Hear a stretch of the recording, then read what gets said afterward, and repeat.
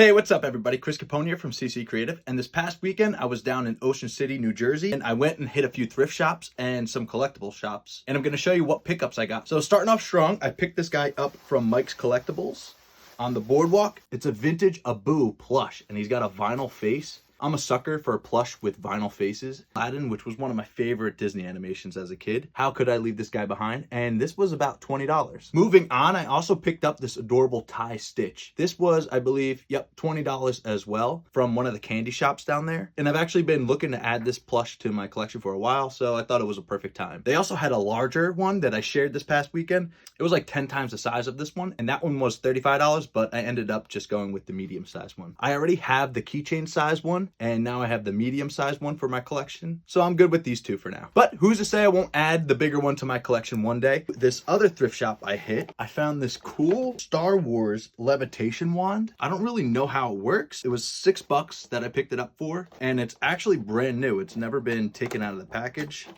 Right here.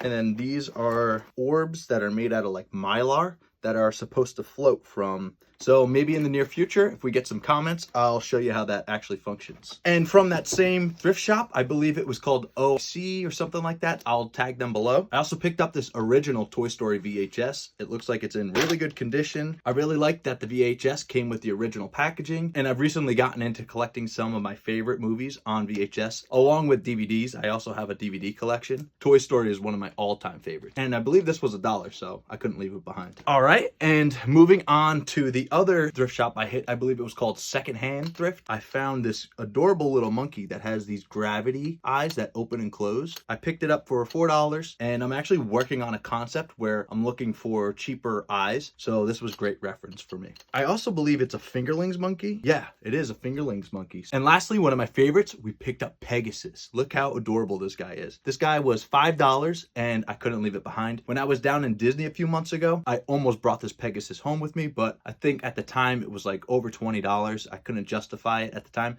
especially with all the stitches and other things I was buying in the park. But for $5, I couldn't leave this cute Pegasus behind. While I was down there as well, I picked up 3 different Pokemon Destined Rival packs, and I cracked all of them past week. And I pulled a bunch of these cards that I needed for my collection, so that was pretty cool. And the best 2 cards I pulled out of there were this Persian EX. I also pulled this Crobat EX. So we're still chasing the Mewtwo and Giovanni cards, but at least we got a good start. Hoping in the near future I'll be able to find some ETBs or booster pack at least for market value. And if I do, I will be cracking that in the near future on this channel. So let me know in the comments below, which was the best pickup from the weekend. As always, stay creative and remember to create and collect what you love.